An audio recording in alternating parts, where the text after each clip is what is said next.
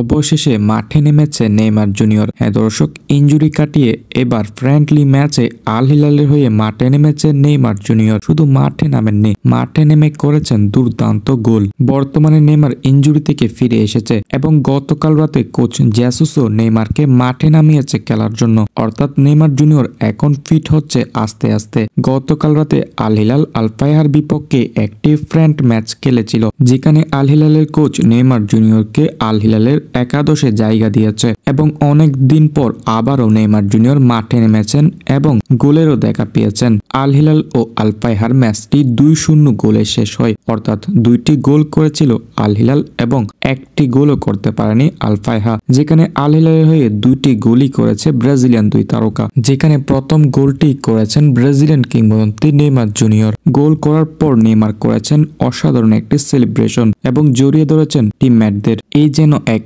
অন্যরকম মনের শান্তি।